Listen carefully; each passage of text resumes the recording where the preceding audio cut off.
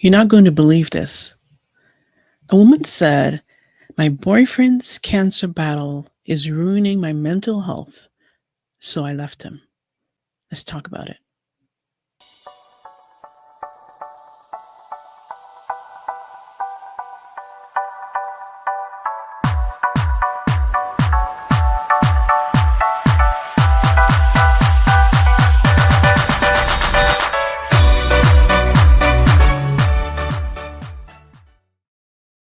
Hey, hey, hey, Charisma here.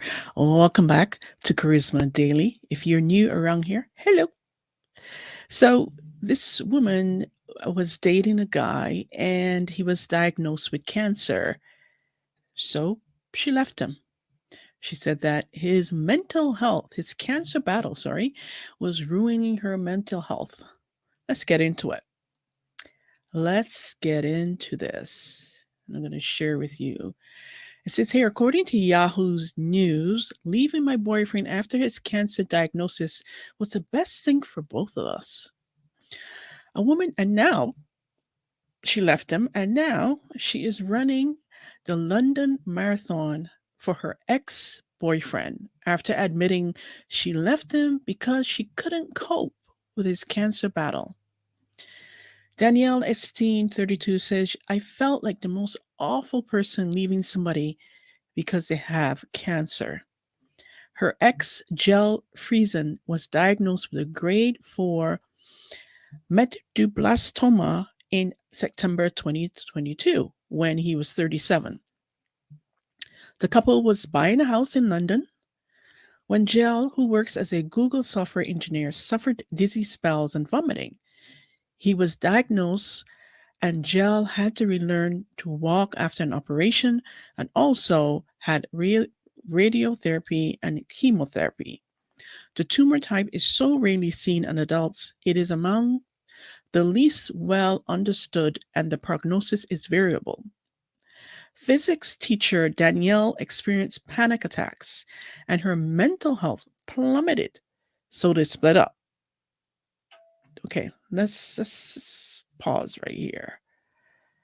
So you're with someone, and I know this the debate on this is going to be split down the middle.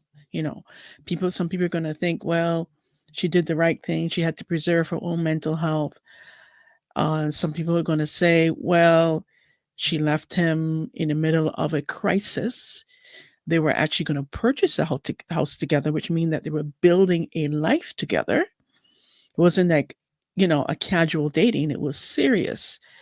And when he was diagnosed with cancer, critical cancer, she couldn't handle it. So she left him. For me, I think that's quite harsh. But let's continue. It says here she moved to Thailand with her dad, but had stayed friends with Jel, who will watch her run the marathon on Sunday in his name for brain tumor research. Danielle said, I still love Jel deeply. I want to support him. But I came to realize I couldn't stay with him as his partner. I felt like the most awful person leaving somebody because they have cancer, but it was damaging my mental health and it wasn't helping Jel. So help me to understand. If you guys had gotten married before his diagnosis, would you have left him because he was battling cancer? Yes, I understand. I've been there. When a loved one is very ill, it takes a toll on you. It takes a toll on you mentally, physically, emotionally, and even spiritually. So I understand. I've been there. I've had loved ones who've dealt with cancer, who've had cancer, who've passed away from having cancer. My grandfather passed away from dying of cancer. My grandmother died of cancer. My uncle died of cancer. And there have been other illnesses in my family that has been quite critical. So I get it. But do you actually leave someone in the middle of such a crisis? I find it really hard to swallow.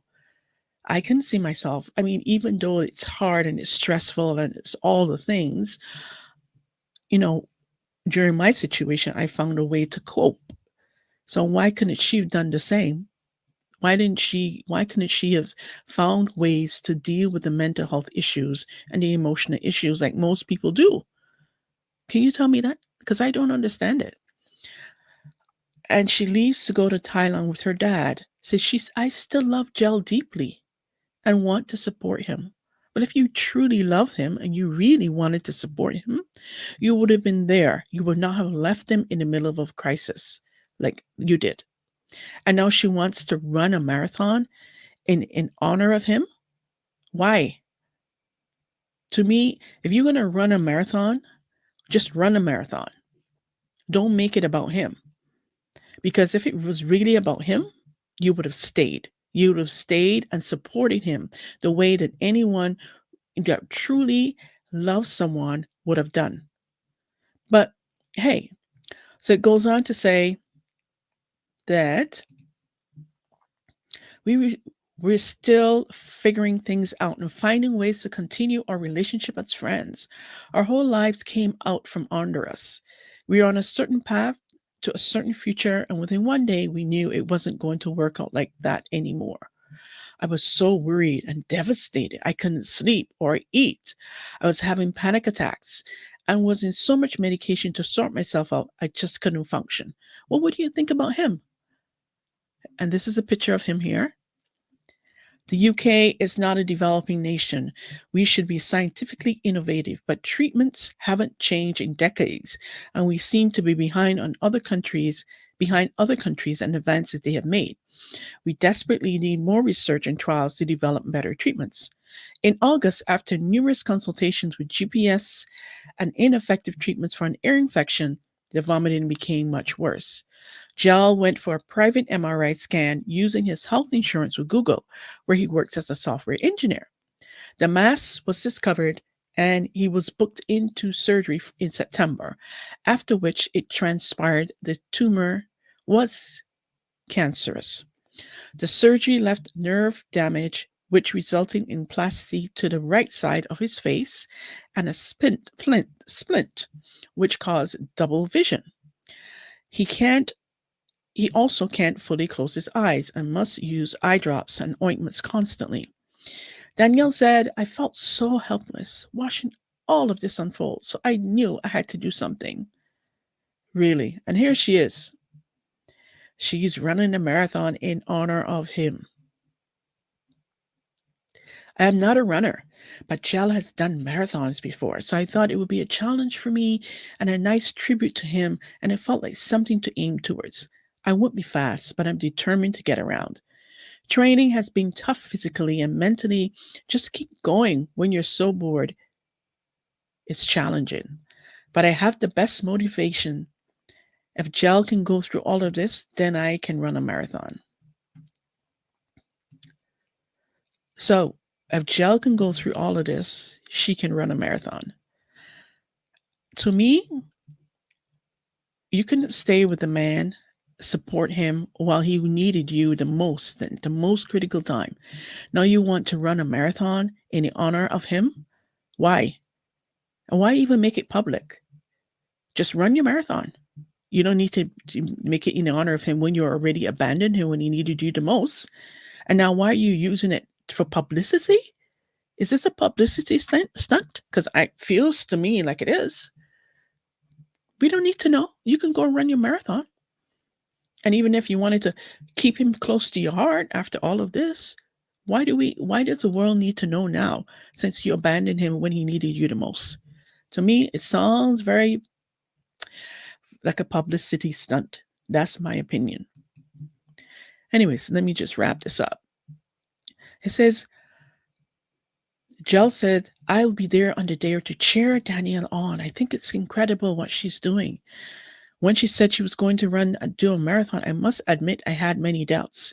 I think she only did about 5K when we were together, and that was with a lot of complaining. I've got so much respect for her discipline and perseverance. Carol Robertson, National Events Manager for Brain Tumor Research, said, we're so sorry to hear about Gel's diagnosis. While his tumor type is rare, brain cancer is not. with 1 in 3 knowing somebody affected. We're so grateful to Danielle for taking on this huge challenge to help raise funds for our cause. Our marathon runners are supported every step of the way. We look forward to cheering her across the finish line. If you have your own place to the ballot, we would love for you to join our Fighting Force London Marathon team. There you have it. This is a publicity stunt. Come on, let's be real. Why else is she doing it and sharing it with the world? After you abandoned a man that you loved, that you were building a life together, probably were going to get married, but you abandoned him at the most critical time of his life because you couldn't handle it. But then again, maybe Gel dodged the bullet. Because could you imagine if he had married this woman and then he was diagnosed with cancer, what would have happened? I said what I said, and that's all I'm going to say about that. And as always, I look forward to hearing from you. Let me know your thoughts, your comments, your feedback. Have you experienced this before? Do you agree or disagree when you're watching on YouTube or listening to the podcast? I look forward to hearing from you. And as always, remember, people don't have to love you. They don't even have to like you. But when you look in the mirror, you better love what you see. Take care and bye for now.